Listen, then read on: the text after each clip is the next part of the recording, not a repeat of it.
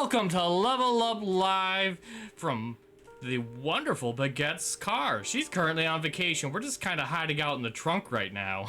I don't know why, but I got the vibe. We don't plan this ahead of time where our location is. I thought you were gonna say Mafi's basement.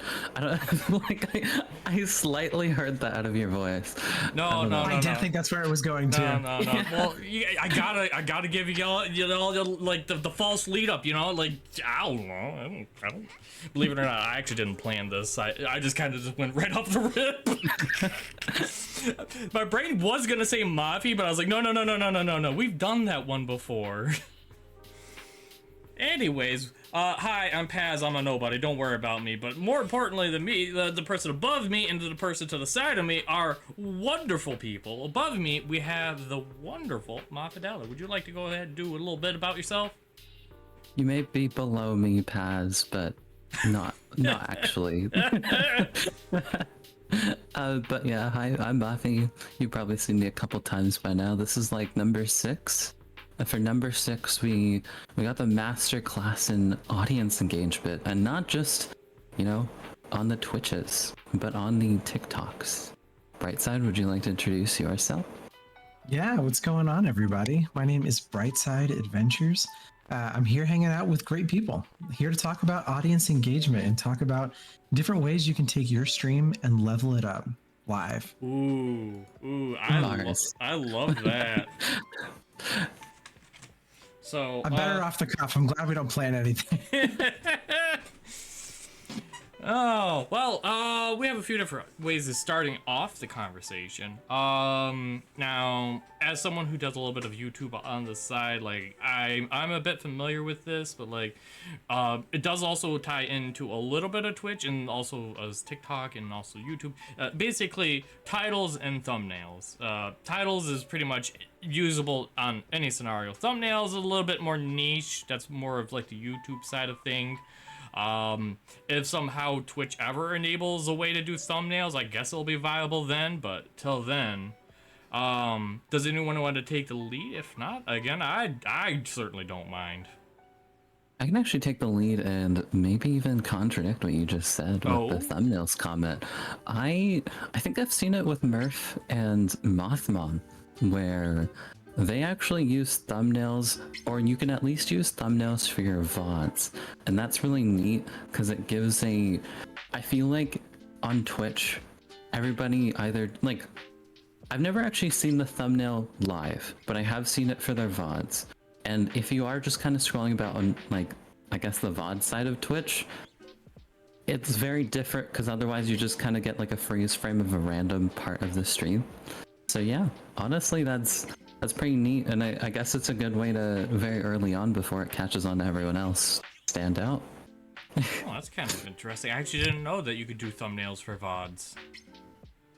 Yeah. The more you know. That's why we have the podcast. That's why we have it. That's why we're here. Yeah. I do think that thumbnails are really important. It's hard for me to speak specifically on YouTube thumbnails because someone makes them for me. But I can tell you that the main way that he does them is he analyzes the stream for what's going to be the most eye-catching or what he thinks is going to be the funniest and memeable. So most of the time what he edits is just my face over a main character of a game, or like for a Pokemon Stadium 2 one I'm looking at, he just 3D animated Scyther T-posing and copied it 4 times over the video. That'll do it. Yeah, it's great. So he tries to make it as funny as possible. And what I've noticed is that kind of the sillier it is, with the more info you can see about what's going on in it. Like, for instance, I think the best YouTube video I have is one of my speed run record for 100%ing Pokemon Stadium. And in it, he put 100% in so much time on the thumbnail. And then I think that got more people engaged because they didn't read it. They just saw it in the thumbnail, if that makes sense.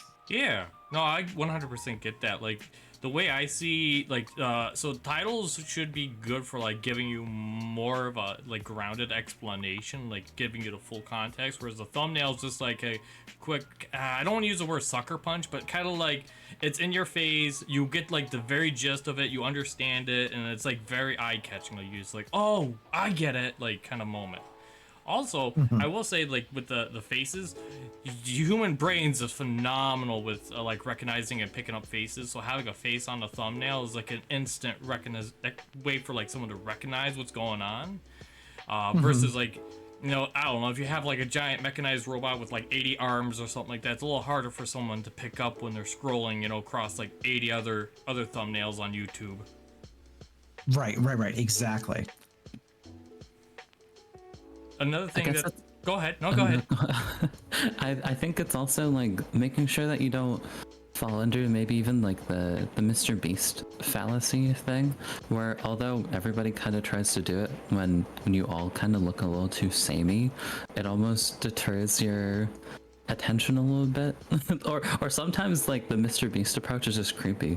So I've noticed that like people will just be deterred from that, but I don't know. That could just be my view on it. A good tip that I heard, I haven't really ran with it, but like, so everybody, like, let's say for example on YouTube, in regards to thumbnails, have like a type of niche. So let's say for example, if you read stories, it's more of like a narrative niche. If you play games, it's more of a gaming niche. If you're a tech tutorial person, that's like its own category. And what they say is it's like, not to so much copy, but like take inspiration from other people, but take inspiration from other people in different categories. So like if you see someone, let's say for example, in the narrative scene, but you're a tech scene, but their videos are really popping off because, you know, the initial engagement with the thumbnails, nobody in your category is going to be doing what they're doing, because a lot of people, they also like to mimic, but they'll mimic other people within their genre.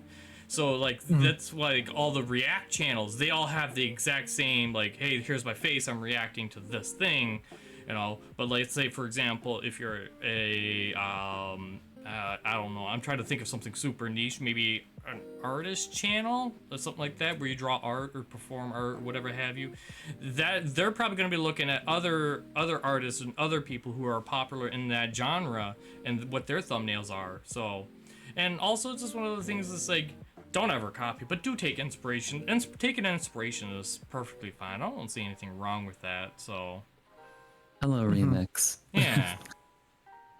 No, definitely. Taking inspiration is important, but kind of like with what Mafi said, I've seen, you know, there was a study I read about why Mr. Beast thumbnails were doing really well when he first started, but now everyone's copying that, where it's just the same like 7 to 10 stock images of his face edited on a body and then a background. But now, like you were saying, it's gotten completely overdone. And so what I found is that people are actually starting to gravitate more towards a actual just still from the video as your face in the thumbnail. And I've heard that a lot of people are having great success with that. Because it makes people feel like, oh, what I'm going to watch is going to be real. You know what I mean? Yeah. Another thing I would like to... Oh, no, go ahead. Sorry. I was going to make a comment about it might exude a little bit of almost overproduction, which in this day of age, people might even be turned off by, funnily enough. And ironically, it kind of the same vein as what you just said, but like what I was gonna say was, like, when you edit a thumbnail, oftentimes you're doing like 1920 by 1080. You're doing like maximum resolution where you're zooming in and you're editing a lot of details. But keep in mind, like, one, like what you submit to YouTube is actually a lot smaller size than that, and then it shrinks that down even further to put that on a page with everything else. So what looks fine to you when it's shrunk down and then put onto a page is very condensed. So I would probably recommend, like, don't over clutter it. Like, one of the thumbnails for this podcast that I was making, it was for when we had Sim on it. It's like the background was nice, and then I put it in the thumbnail, and I was like, ooh, that looks super cluttered. So I literally removed the background and then just put like a simple transition of colors in the background of it, and it looks so much better. So, That'll do it. I guess, so Brightside, you said that you don't do the thumbnails yourself. I imagine Do you have more of like a director role of how it should look like? No, not even a little bit. I don't give any direction. Actually, though, sometimes during a stream, I'll see something funny and I'll just say to the person who makes the thumbnails for me, I'll be like, Chimney, I think this is a good idea. If you think I'm wrong, go with it. If you think I'm wrong, don't do it. If you think I'm right, go with it. And stuff like that. But for the most part, I just kind of trust his creative judgment. Because before I got the YouTube channel up and everything, I was telling Paz this. I've never been a great like technical aspect of streaming, like getting the YouTube channel set up, getting sound emotes to work. I'm just bad at it. And so he's kind of taken the role on of doing those things. And we do collaborate where I'll say like, oh, I do like that. Or he'll be like, do you like this one? Do you want me to change anything? But for the most part, I just kind of leave it up to him on what he thinks is going to work. Unless there's something in stream that I go, hey, that's great. I clipped through a wall, edit my face on, something like that. And it works pretty well. But for the most part, I kind of just let him do it. Nice. leave the artist at work. Exactly. As far as, and I think you can tell which ones if you ever look at my YouTube channel, you can probably tell which thumbnails I made and which ones he made.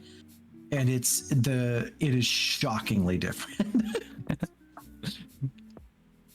as far as like thumbnails goes, you have someone who edits yours. Mafia, I know you have a YouTube. Do you do yours yourself, or do you have someone who does it for you? So with my thing, I don't go for the meta thumbnail or anything of that sort, especially because most of the stuff I've uploaded at the moment are VODs. But even before that, back in my dare I say weebout days, which is like when I used to do like more anime like Giguk stuff or like PokeTuber stuff, whatever. I think with thumbnails, I kind of just, it was a mix of like making sure I didn't declutter it, but instead of having myself, like, I feel like I'd say this as like a criticism of how I approached it is I focused too much on having the anime character out there instead of like any personal branding of my own. And it wasn't very samey. And then nowadays I have the VODs where it has like a big picture of me and then just like the game that I'm playing. It's kind of straight to the point because the VODs aren't meant to be like, like it's background noise certified, like where it's just like it's a playthrough that you can keep in the background. It's not something, I guess, like with Brightside's kind of content where it's like, okay, engage in this, you're watching this throughout like very actively, So I think depending on the type of video, sometimes you don't have to put as much effort. Sometimes you just change the name, just change the number and be like episode 2. But yeah, that's it on my end. Speaking of font, that actually does remind me like of another tip that I heard. Like, it's okay to swap up font when you're going for a style change, but you should generally keep like whatever font you use on your thumbnails the same.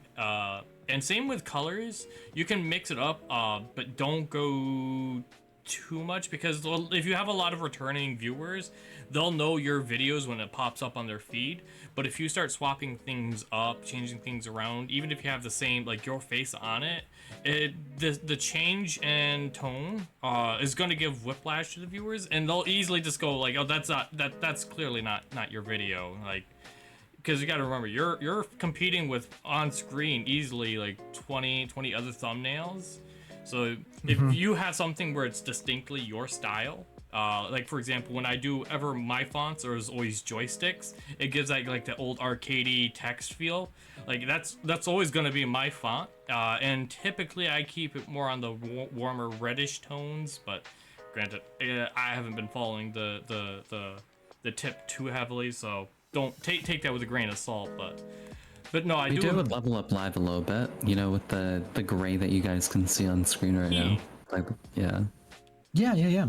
I mean, the way I kind of keep mine kind of consistent throughout is not as it just have like my like streaming picture logo somewhere edited into it, but on the left hand side there's always a little banner that is handwriting saying my name with like a red banner on the side. And so consistently that's going to be on everything.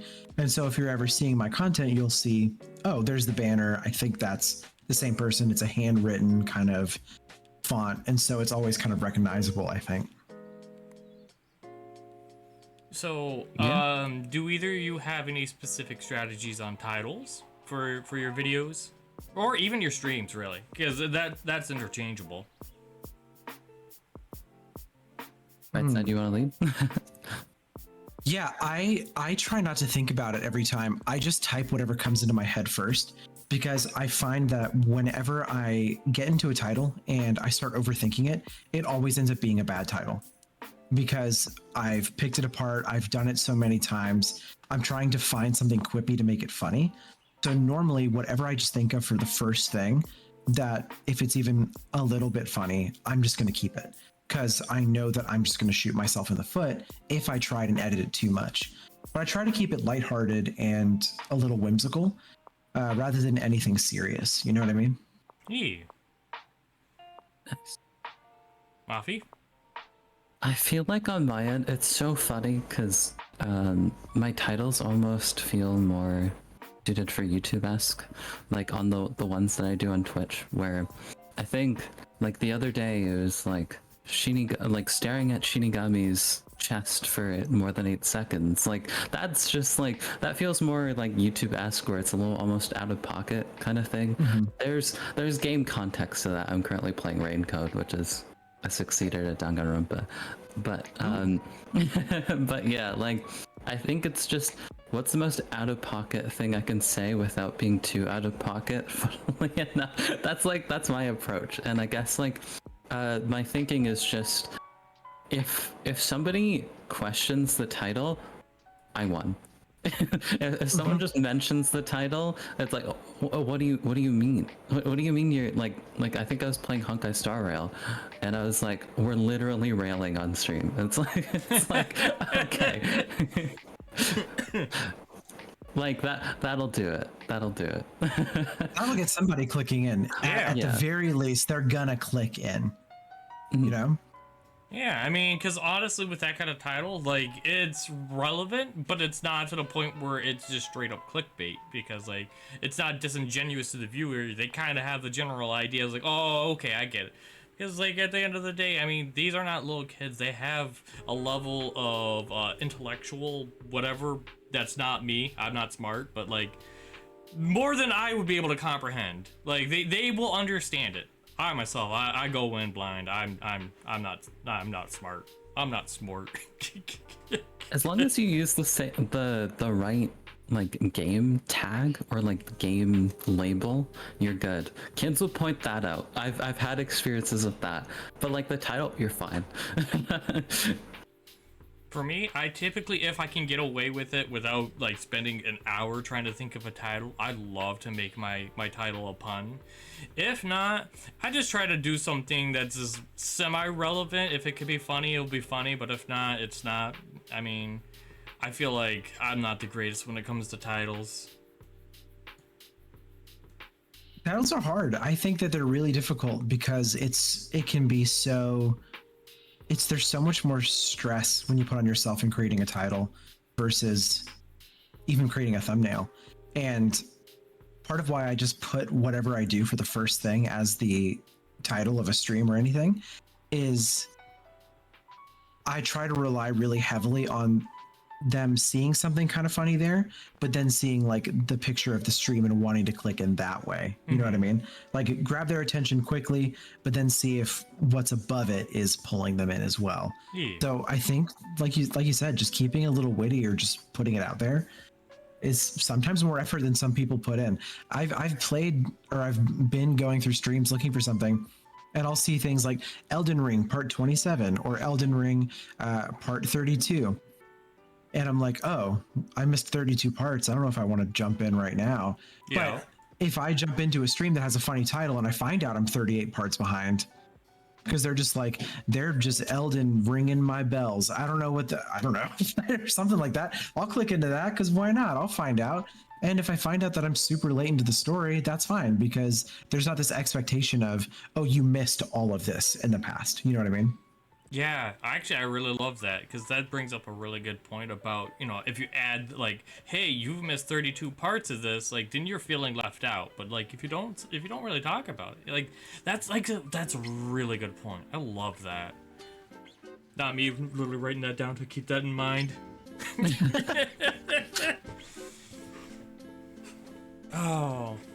But no, I will say one thing. Like, just make titles.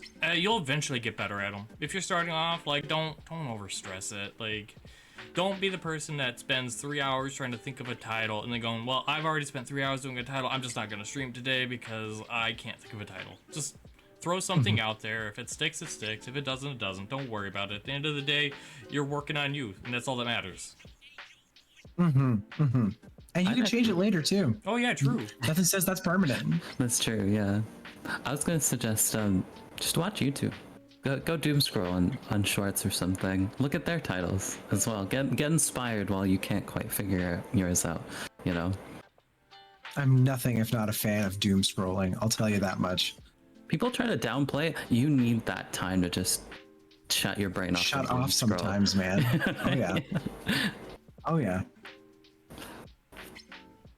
So we've pretty much, I think we've covered most of titles and thumbnails. Is there anything else we want to add to it before we move on to our next subject?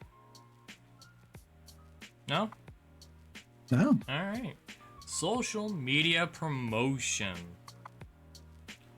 This is like where you go on to TikTok, Twitter, I guess technically Twitch. Twitch is a social media, but most people are not really promoting themselves per se on it. They are typically just, that's where the content's being generated. YouTube, Facebook, of all places. I think there's probably a few others, but I can't really think of any off the top of my head. Before I start bringing up some of the points that I have written down here, either of you wanna provide some insight on this? I got so much I can say. Oh, I imagine. See, this is your level of expertise. Give us your stuff, and then we'll go kind of through there, you know. So I want to start off with Facebook because, like, when I was doing a little bit of research on this myself, I would have, like, my brain would have never thought about using Facebook. And one of the things, like the talking points they were talking about, using Facebook. First and foremost, Facebook has a horrible algorithm, so don't be using it as per se to like kind of put yourself out there. But what is great and what its main purpose of, if you want to use it as an avenue, is it has Facebook groups. Now, again, you don't want to be promoting yourself in Facebook groups per se, but a lot of those groups are other streamers, other content creators, that sort of thing. And it's a great way to kind of like network, get other people, engage with them, talk with them, maybe come up with ideas, maybe collaborate, that sort of thing. That's its strength. But it's not like, hey, this is a place just to throw up advertisement. It also, because I myself don't really use Facebook, but I imagine a good portion of the people do. So like, also could be good to use it as like maybe not so much like a Discord, what's the word, like community center, because I think if you're going to use it for that, you might as well just use Discord. But it's a great way to kind of get like a community together and kind of like post notifications, as well as starting up like your own little group. I think that would also work, but don't quote me on that one. I can't say, since I don't really use Facebook. And then, of course, though. Huh? I could provide some insight and jump go in for here. it. Yeah. So, during my streaming journey, I've tapped into a lot of communities. The one that we're currently in with the lovely Paz and Bag, and we've stumbled upon Brightside in the process. Before that, even like I hopped back onto kind of the Facebook thing, where I noticed there was a Twitch streamer that just got started, but she was like, well, most of my friends and I typically stream on Facebook, and I'm like, what? And it's just like this very large Filipino community that like all got really enthusiastic about VTubing that's derived from Facebook, and I think they've all since then had like amazing strides in Twitch and YouTube. But yeah, I think from someone that used Facebook growing up, to give you perspective, I'm like 22, this is 2024, but like I was using Facebook maybe from like 13 onwards kind of thing, but like way before like Discord was very prominent. And honestly, it was the closest thing to Discord that we had. It was kind of like a hybrid between Discord and Twitter. And with those Facebook groups, it kind of gave that kind of community feel, similar to how you guys would have your Discord servers kind of thing. And I think from that, it seems like the Western world especially has moved past that and pushed into Discord. And some communities, different parts of the world, are still actually on Facebook. I think the only not the only reason, but part of the reason that we tend to even migrate from platforms like that is just because our parents start using them.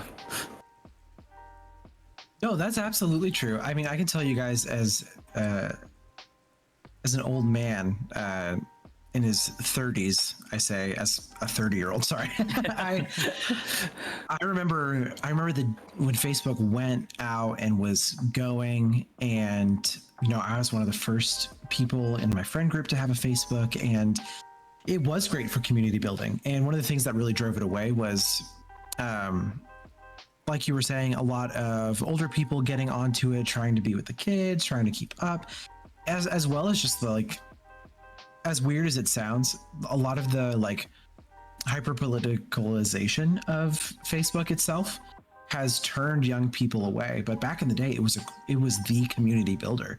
I was active in a lot of communities as a teenager about games and things like that. And then by the time Instagram came out and Discord and all these things, it kind of fell to the wayside. But what I have heard is that Facebook is a great way to do paid advertisements for your stream. If someone were to want to pay for like Facebook marketing ads to notice their stream page, or if they go live, they'll post and then maybe pay $1 for it to be pushed for the next hour or so to a target audience. And they'll find some good success with getting people in that way, because Facebook is still the king of paid marketing. If you can spare $1 or $2 and you want to try it, it's always gonna provide something. Even if it's one person, it's not too bad if you pay a couple bucks to get one person who comes consistently. But that's kind of where Facebook seems to shine, is in the ability to do marketing aspects. And you get Insta as a part of the deal as well, if you have those connected. Absolutely. And Instagram's a great place to grow. I have yet to tap into Instagram. It is something that I want to do. I just haven't gotten around to doing it. Right now, I pretty much only use YouTube, Twitch, and TikTok and Twitter. So, Instagram is a great one, because Instagram is where most millennials are like most active. A lot of Gen Z use Insta still regularly, from what I understand, but it's a great way to reach people, because there are a lot of millennials who don't use TikTok. There's way more of them that do use Instagram, but Gen Z is so active on both of those things that Instagram's a great way to reach people of different age brackets in a lot of like kind of more niche ways. Interesting. I found that Instagram, like, just societally, even just detaching from like the social media context that we're talking in, what is it? You know how like there's the classic, oh, can I get your number? I found myself just asking for people's Instagrams nowadays. The thought of asking for someone's number is so old school. And like asking for people's Discord means I really trust them IRL. Absolutely. Well, that's like a weird, and this is like a small side thing. I was joking with my wife the other night, because we have our 5th wedding anniversary next week, but we've been together just under 10 years. And Hell yeah. Yeah, we were like talking, and she was like, I heard some college kids at the coffee shop the other day. He went up and was flirting with some girl and asked for her Insta. She was like, why would you ask for their Insta? You didn't even ask for her number. And that's like the go-to thing. People are like, can I get your Insta? Way before they even ask for a number, which is so wild to me. God forbid, if my wife ever died, I'd be screwed. I don't know what I could do. I couldn't like figure out how people flirt these days. It would be terrible. That's crazy. I'm not gonna lie. Like I feel like a legitimate old man when given what? Yeah, you just walk up and you say, "Can I get your Insta?" And that shows you how active people are on Insta. I mean, I've got it all on my phone. I do enjoy doom scrolling TikTok, but when I start doom scrolling on Instagram, I know that I need to go to bed. But Instagram is brain rot. it absolutely is. But that's where I find myself gravitating the most to catch up with people or follow people that I really like. Like I'm gonna see something that like Markiplier or Jacksepticeye posts on Instagram way before I see it anywhere else.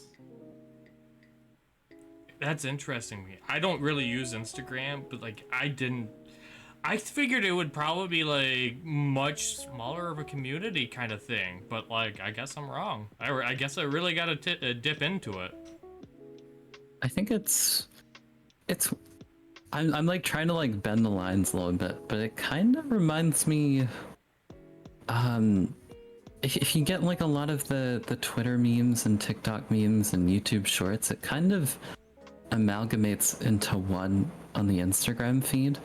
And I'm wondering, I guess to tie it back to our content creation kind of thing, like you could be one of those videos, part of that like brain rot and doom scroll. So like there's a lot of stuff that like goes viral in there that just like almost shouldn't, and you're totally the one that should, so get your stuff out there. Interesting. Actually, I found a really interesting statistic here. If you guys would like to hear about percentage of people who use which ones. Let's hear it. So Facebook is still king because, like you were saying, it is really popular in a lot of other countries, and I have a lot of friends in Spain, in the UK, in Japan, Korea, Australia, and a lot of them do use Facebook more than anything else. So over 68% of adults over the age of 18 have a Facebook as of the end of 2023. The next closest is 47% of adults use Instagram. And then it drops drastically. The third place is Pinterest. And then TikTok at 33%. So even the jump between Instagram and TikTok is nearly 12 to 13%. Huh. You can which only is skip the toilet so much to an adult. You know? Oh, absolutely. And so that's like the weird thing. But then according to percentages based on age range, 78% of people age 18 to 29 use Instagram.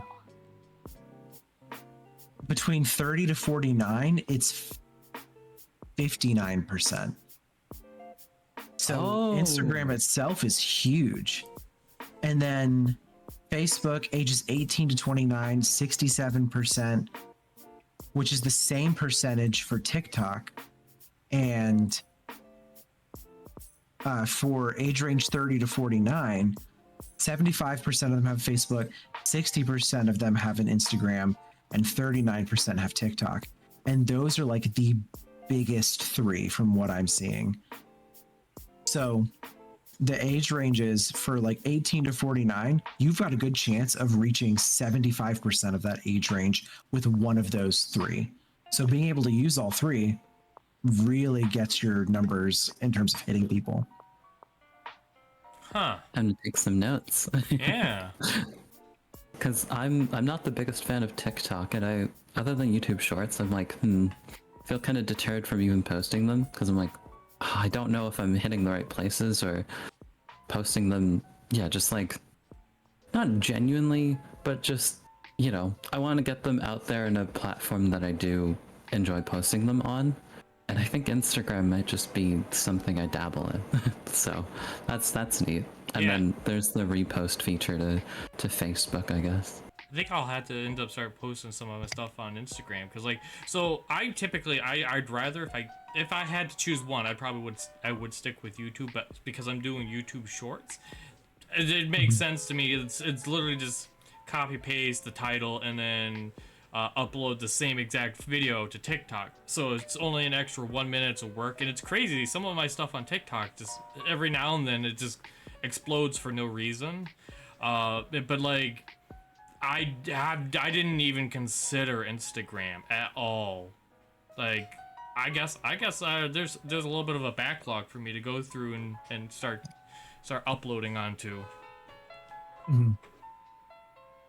Yeah, you never know. You could find something good there. But one of the things I found is I've seen a lot of people talking about what kind of content's going to do well on those websites. Mm-hmm. And I found that the recommended content only works in like a specific scenario. So take case studies of like, some of the biggest streamers you've got right now. You got Jinxie, you've got Kai, you've got Queso, Sketch. You've got these people who got big from their clips of themselves doing something on stream. And they post them on TikTok, they post them on Instagram, and then they blow up. And they say, just post the content of your stream, and that's going to be what gets people in, and make sure it's genuine and authentic. Mm-hmm. And I agree to that to a certain extent if you have that kind of personality. But I think that a lot of people try to force and replicate those same types of moments and then try and clip farm on stream so that they get those funny moments. And then when people come into their stream, they find, oh, they're not like this all the time. That must have just been a one-off shoot. And it doesn't matter what social media you're in on there. Where I found the most success with social media was from weird things that I just did myself. It wasn't stream. It was just me recording something. And that was always what got me more traction on things like TikTok and Instagram that brought people into stream. And I've now had people who have been in streams for like a year who check in and come in once every week, once every other week, because of me just saying something on TikTok. Like for instance, I've done 2 things on TikTok that were social media promotion that ended up being social media promotion that I didn't mean for it to be. One of which was, I was like just really bored one day and I was like, hey guys, I'm not even going to post a clip of me doing something on stream today. I just got done like telling all my friends like what Pokemon I think they are, and now I want to do that for the internet. And it blew up, and I ended up making like 200 to 300 of those for random strangers on the internet over the course of like a month, because I was trying to be intentional. Like I said, put your handle in there, put your Twitch, put your TikTok, I'll watch your content, and then spend good time watching it and tell you what Pokemon I think you are.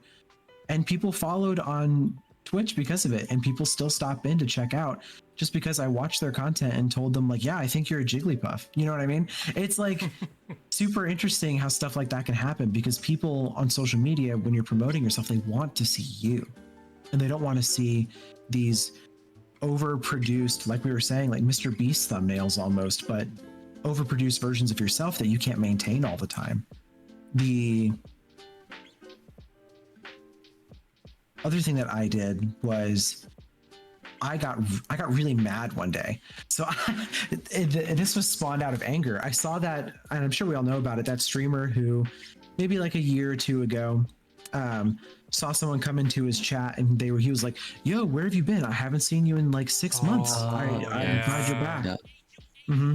And so she said like, hey, yeah, thanks for asking. Unfortunately, my mom died and I haven't been around, but I'm really excited to be back and like see you again.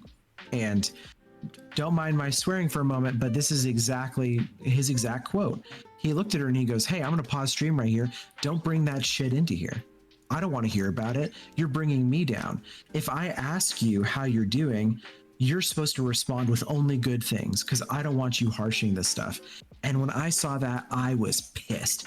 And I just made a TikTok being like, I don't know who this guy is. He says he's a Twitch partner. I hope he gets in a car wreck. I don't know. I was mad, and I went off, and I said, if you're a small streamer, I just was going off the cuff. I was like, don't think that this is the kind of stuff you need to emulate. This over the top, being rude and like air of superiority. If you want to be a streamer, I'm not a professional. I'm an affiliate. Drop your link. I'm going to take a look at your channel, and I'll give you tips on how you might be able to make it better, because we want people to be in positions where they can provide a good space, not like this guy. And that also blew up. And that is how I met Baguette. She was one of the people who commented on that and was like, hey, I don't remember exactly what she said. I think she said that she was coming back after taking a long break and just wanted someone to take a look at it or something. And I was like, yeah, I'm going to take a look. Every person that I made a TikTok video for, I analyzed their thumbnails, their stream, their setup, all those things, and then followed them and posted the TikTok and said, if anybody here needs someone to follow, go for it. And what we found out is like, of the couple hundred of those that I made, because of those TikToks I made, that actually pushed like 12 to 15 people into being affiliate. Someone came into stream yesterday or Thursday that I hadn't seen in forever, and they said, hey, you rated me once and you made a Twitch review for me on TikTok. And that was what launched me into getting affiliate, because people came in because of this. It's and I was like, amazing. no way. That's so cool. And so that was just me wanting to do something for people out of a moment where I got really mad at someone doing something stupid, and it ended up blowing up. And Logitech was commenting on my videos being like, we've been following this, love seeing this, please keep going, stuff like that. And that's what people want to see on social media promotion, regardless of what platform you're on. They want to see you, and they want to see you being real and completely raw. And they don't want to see something overproduced for the sake of being overproduced, clip farming to the max and all that. It's just about kind of showing who you are and what they can expect. You know what I mean? Yeah, actually, that's one of the bullet points I actually have written down, is like, a lot of times, like, I stopped doing this, but like, it wasn't until like someone like kind of mentioned it in a video I was going through, like, list of tips, that it kind of brought to my attention. Like, on Twitter, I would just post this like, hey, I'm going live, here's the thumbnail, but like, on these things, what you should be treating them as, or at least the way I understand it, is like, it's a different alternate form of you producing content. It's not so much like, hey, this is meant for advertisement, but like, hey, people want to know who you are, what you're like. They want to get to know like kind of the real you in a weird aspect. But like, so when you're posting on things like Twitter, TikTok, and stuff like that, like, you're just basically posting yourself. That is I don't know, someone else could probably explain this way better than I can, but like, you're not just simply saying, hey, just come over to my Twitch channel, watch me. Like, that's, you should probably be putting a little bit more effort into something when you like I don't know, advertise. Again, I'm doing a horrible job of explaining my thoughts here, but I think you understand. I think you're right. Totally. That is what it is. They want to see kind of what you are. Like, I used to, just for fun, used to do some comedy stuff a long time ago. And the most successful Instagram live or anything I ever had before I ever started streaming, just having fun, was when my wife and I first started dating a long time ago. I used to go on Instagram live, make jokes, do all these things. But then one day I was like, I'm at like my wife's younger brother birthday party with a bunch of people I don't know. I'm just going to go live on Instagram and eat my food and eat my cake. And I'm not going to say anything. And it was like 45 minutes of me just eating my dinner with like 150 people watching it and just being like, I cannot believe that you're just eating food and not listening to us. You know what I mean? And that's just like funny things. That's just me being me, just doing something that I thought was funny. And that was just weirdly, it popped off. You know what I mean? It's just like, you're saying, ditch everything you've done up until this point and just do mukbangs. Welcome to the Nikocado avocado universe. the one time I ate food on stream backfired so hard that I had to cancel stream because I ended up throwing up. Oh, It was so bad. And it was Baguette.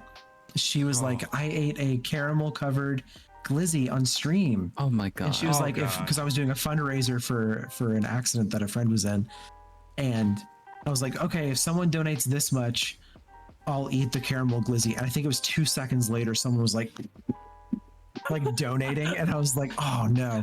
So I did it the next time, and at first I was like, this does taste good. Baguette was right. And then it sat so terrible that I didn't even turn the camera on. I was like, guys, I'm gonna go to the bathroom real quick. I came back down, I just unmuted the mic, and I went, I'm throwing up. Goodbye.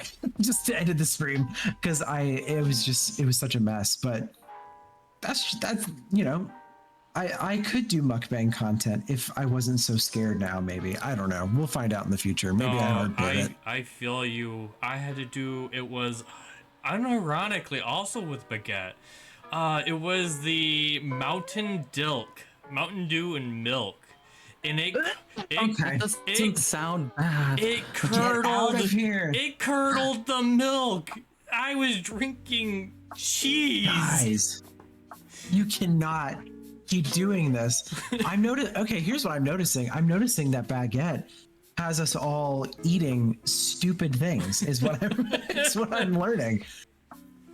And now I'm questioning everything. I don't know if she directly was involved with my subconscious about it, but I did a subathon, and the whole gimmick with the subathon, I hate cheese. Cheese makes me gag. And I just kept eating cheese the whole subathon. So, oh boy. You know, that's actually why she's on vacation. We put her on, what is it? What's you're in trouble at work and we put you on leave? Yeah, last collab, she got vegan food poisoning, so we kind of had to tell her to, no, not today. We love you, Baguette. Oh, yeah, social media promotions. Somehow we got sidetracked into eating weird food. It's fine. Yeah, trying to get back on topic, I don't think we've talked much about Twitter. Any thoughts, any opinions on Twitter? I know there's quite a few, but like anything that's not, people have really weird opinions or objections or talks about stuff on Twitter. No? I think the best way to describe it, and this is kind of what I've experienced, is that Twitter is great if you're already big. If you're not, it's really hard to gain traction.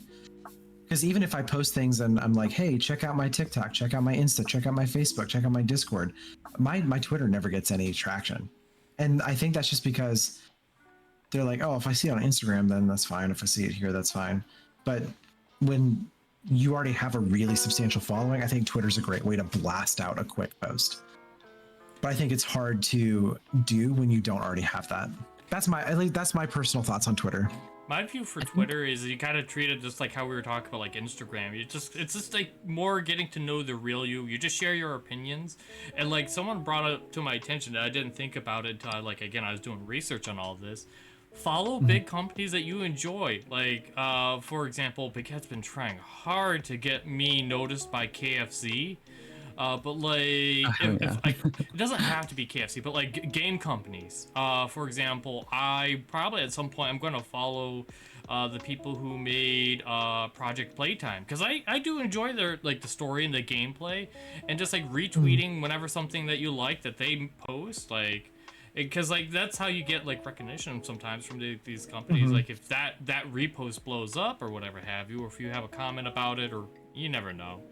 But like it also gives like for those people who like do follow you, they'll see like the kind of things that you like and kind of get a better understanding of you as a person as well. Yeah, absolutely, and I completely agree with that, because it's like we said, just you, unfiltered. Yeah, it's awesome. I feel like I use Twitter in such an odd way for a content creator. I find myself, so I hit not interested in this on almost everything at first, and then I just go through Twitter. It's pretty art, like pretty anime art. It's my VTuber friends, and then it's like the fandoms and stuff that I'm like into, like whether it's like the Persona stuff or Danganronpa stuff, Your Turn to Die, whatever. And it's just that. And I think me just engaging with that, I'm making attempts to try to engage in those kind of communities. I can never tell how well in that I'm doing, but I think eventually I'd like to even derive that into like a different style of YouTube comment. Like I was thinking of like, I read Chainsaw Man Weekly, probably talk about that. It's like a little show kind of thing. So I kind of use Twitter as like a almost inspiration board of what's everyone else up to kind of thing, while also keeping up with the stuff that I'm into as well. So yeah, maybe I don't use it to create content, but every platform has its own thing that you can kind of take stuff from, you know? Yeah. Totally. Do we have any other comments on social media promotion before we move on to the next section? No, all good there. Perfect. I've got something. Oh, go for it. Oh, go for it. How do you guys feel about Discord's, like, what is it? I don't know if you guys have it or not, but we have like self-promotion things in some Discords, right? How do you feel about those, and do you feel like they're kind of just a well of just like, yeah, probably not check that out? So the way I view it is, in general, it's like if someone's promoting themselves in another person's self-promotion Discord, it's more likely not going to do anything. However, for me, mine's a little bit different. Is because, like, so for me, I like to support a lot of the smaller streamers, but I do turn off my Twitch notifications, so I don't get notifications when people go live, because I have quite a bit of few follows. And, like, for example, I love Blair 100%. She's amazing, and when I do pop in, I always make sure to give her some bits, because that goes directly to her charity. But, like, as a viewer, she doesn't need that one extra person viewing. But, like, for example, the other smaller streamers that do use my going live that they post in there, I 100% will get that Discord notification, even if they don't at me or at anyone. And then I will then go, oh, they're live, and then I'll pull them open on Twitch and just kind of have them sitting off to the side while I do other things. So they'll at least get me more than likely. Granted, I can't always be there, but like so it serves a purpose. If anything, I guess you could say it's not really selfish, but like self-serving in a way for me specifically to know who's going live.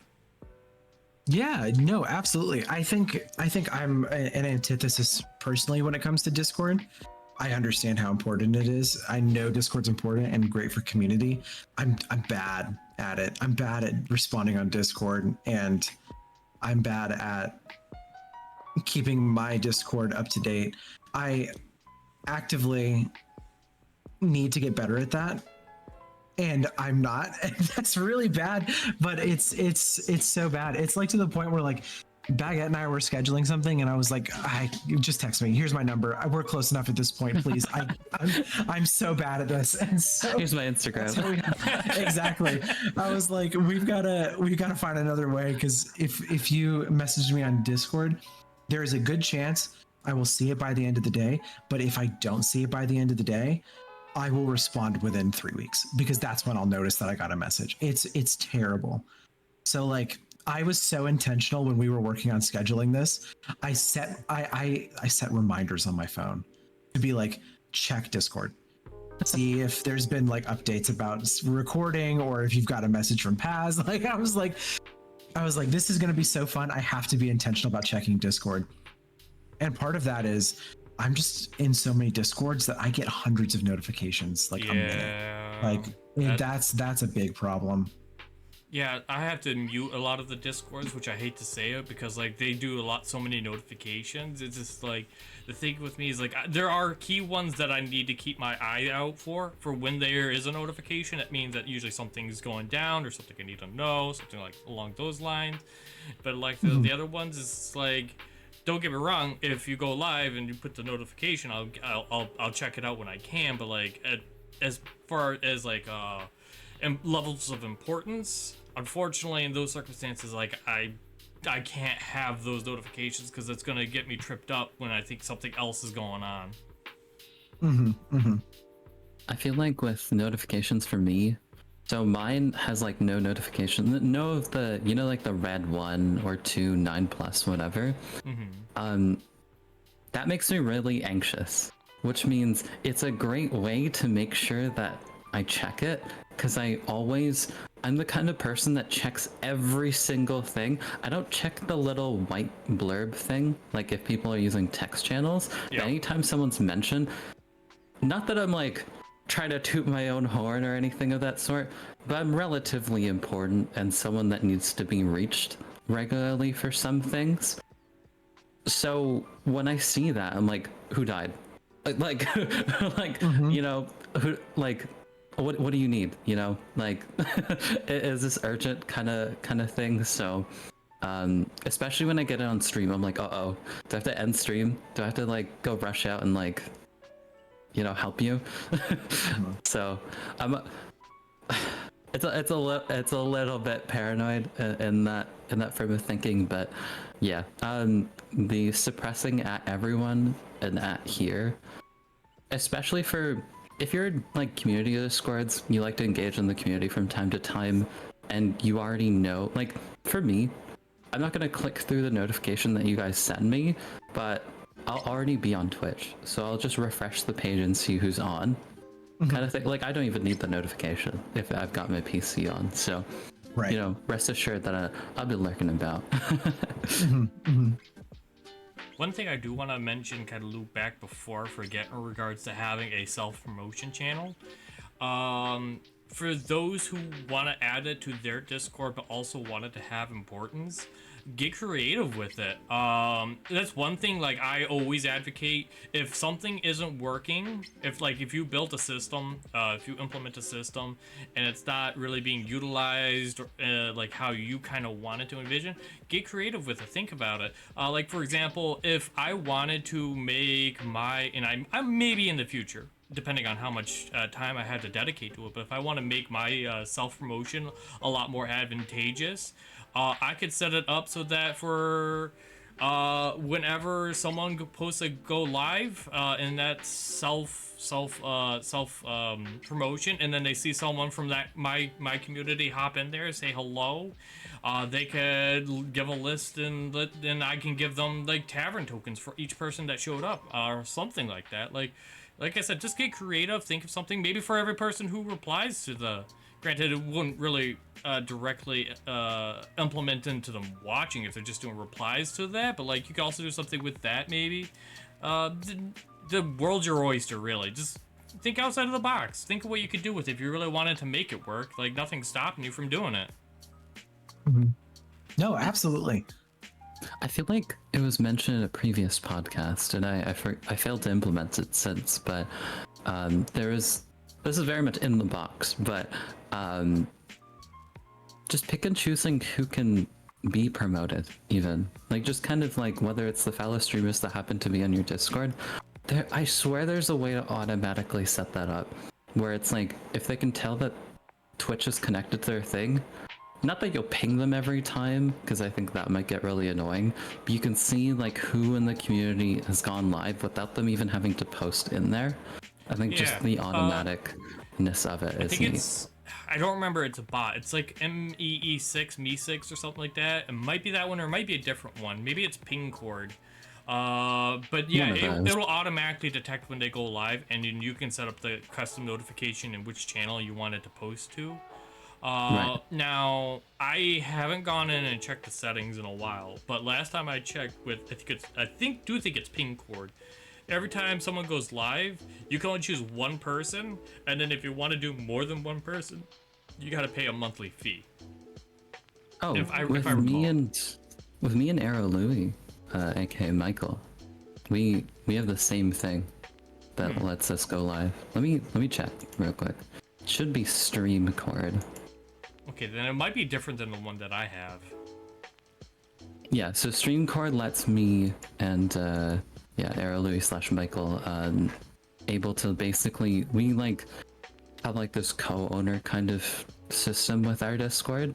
So if he's more sporadic with his streams, but if he goes live and I go live, you'll see both of their pings, kind of thing. And there's no fees, but with Pingcord I'll investigate that. That's interesting. I like that. Yeah. I'm trying to think. Because Discord is one of those ones that I don't really. It is a social media platform, but it's also a lot more closed and already part of the community. So when you already have the community, actually, you could do a lot of stuff with still interactive content through Discord. at the moment I couldn't think of anything, but I'm sure you could think of, like, someone could think of something. I've got some stuff going, and feel free to take the feather out of my hat, or I don't know what the phrase is, but it's funny because I took it from an IRL Discord I used to be in. It's called Side Quests, where we have like pick crews, we have like BuzzFeed like quizzes and things like that. That sometimes anyone can kind of just post, and we just do them, or it's like kin lists and whatever. So, yeah, I think that's a nice cheeky way to connect with your Discord peeps. I wonder if there's a way to set up like custom commands in Discord, because a really cool thing if you can is maybe make like a miniature RPG system where like as the creator you can create like little boss fights that people can pop in and do a command to kind of maybe do, I don't know, roll on the attack or something. I think it'd be kind of cool. I think that does exist. There are some bots that definitely do that. It's just making sure that your community is galvanized to do that. Like imagine like if Brightside gets a little more Discord savvy, I imagine like the Pokebots, for example, would suffice quite well, because some people have them kind of just there, but I think if you were genuinely engaged in something like that, I'm sure everybody would catch on and wildfire that. Yeah, I think that would be kind of cool. Yeah. Are we good with social media promotions? We good to move on to the next subject? Yeah. Interactive content. My bread and butter. I could do like a 3-hour spiel on this subject alone, but for this one, I definitely don't want to take the lead because I'll just keep talking. You two want to take the lead? I don't think I should. I think you guys are the kings of taking care of. I wouldn't say I'm a king. I'm bad at it. I'm terrible at it. And even like my audio redemption things, they break all the time, and then I forget to fix them for like 6 weeks. I found that where I shine in terms of interaction is less in interactive content, but I love the way that all of you guys have it. I love Baguette's interactive content. I think it's fantastic. And I think VTubers have like a really great way of being able to have interactive content. That is just not something that I am able to do as an IRL streamer, you know? I gotta give kudos to Baguette. She recently, for those who don't know, she recently did, and this is like a great example of having like interactive content that is thematic to you and your brand. But she did a ASMR stream, but she was playing Alien Isolation, that every time she would scream or got loud, that she would take a drink from like a alcohol type of drink, like a shot per se, and like that's like so right up her alley for her brand. Not that she does ASMR, but like her, you know, it's a callback to her Tipsy Tarnished Tuesdays. The fact that like she's always screaming and yelling about something.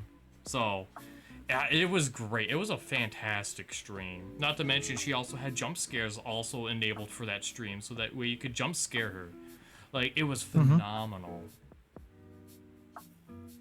Yeah, and those are prime examples of how you can have interactive content where the audience can actually, I don't know, self-sabotage or interact with sound alerts or have a jump scare pop up on the screen that makes the streamer react. People can do redemptions to change her accent or have her speak only in French, or change her hairstyle or make her look like Poppy's Playtime character, and everyone loves being able to have that kind of control, and then they'll redeem constantly to change things up and do it. Interactive content has no limits. It has no bounds, and you can do any kind of thing that you would like for people to be able to do. I think most people redeem for me to drink water 24/7 because I stopped drinking water, and they're like, please for the love of God, don't die, drink water on stream because you're talking so much. And so I'm like, oh, thank you. So it can even be things like that, you know. There's no limits to what you can do with interactive content. Yeah, and I want to also make a preface a point. feel free to experiment, check around, do different things, go wild, and you will quickly find out what kind of vibe your kind of content, your brand kind of like has. And if something doesn't work out, at the end of the day, it's not a bad thing. Like, you just found out something that doesn't work, and you're just not gonna do it. You're gonna move on to something else. Like, and then you'll get to a point where you'll have an understanding of what just natively works with your viewers, your content, your style, and like you'll be like, all right, yeah, me doing like a reading on stream, that's not gonna work. My viewers aren't. That's not the kind of content they want to watch. They're gonna want to watch me like do other kind of thing. Like, you'll have an understanding. But with that, you do have to experiment. You kind of have to test the waters with things to get that kind of understanding. And again, don't be afraid. Experiment. You'll figure out what works. Mafia, is there anything you want to add? Because again, I really don't want to just, because I can keep going on about this. Just try to take it over, Paz. I don't want to. I think on my end, I've had an interesting relationship with interactions. Like I've mentioned in previous pods, I'm more of you can kind of keep me as almost TV kind of stream, where not necessarily you'd be interacting through chat kind of thing. If you had a bad day at work, you could bonk me with the Twitch extension, but really it's more so what I've found, actually, and if anything, it's made my stream less interactive, but I think that's okay, is it used to be hectic. I used to have all these kind of like trigger fire redeems. If you're not familiar with trigger fire, you can kind of just like even have like images or videos just plop onto screen with like with audio or whatever. Sound alerts, I still have those, but I've trimmed that down just because I think it just didn't match with your vibe. And I think with interactions, it's okay to not have a chat that's just overflowing with interactions, because at least for me, I think now, like, I'm kind of happy with how I have it, because otherwise I'd almost feel a little too overstimulated. And I, although as a content creator, it's great to grow, I almost am scared to have a chat that just endlessly continues. You know, like I'm someone that tries to respond to every single, message and chat, like that's like, directed towards me. So make sure that you cater the level of interaction and have those tweaks, I guess, that we were alluding to earlier, to make sure that, some people can't handle the level of interaction that like Paz and Baguette have to offer, for example, from their streams. And yeah, like, but part of being genuine is like, not trying to put on a facade and, going over the top with stuff like that you just can't handle. So, yeah, I guess it ties back to authenticity, all that sort. But yeah, I think you can still have meaningful interactions. Like, what is it? I was just chilling and playing Pokemon, very lax. Like I said, I don't have that many sound alerts compared to before. And then we just kind of went into a full-blown conversation about the state of Sword and Shield and Scarlet and Violet, the jump, like in quality or that kind of thing. Like, interaction doesn't just mean throwing items at me. Yeah. Well, so I want to give a shout out to Coffee Boss. He did a really good one that I liked for Channel Point Redeem. It's an AMA, Ask Me Anything.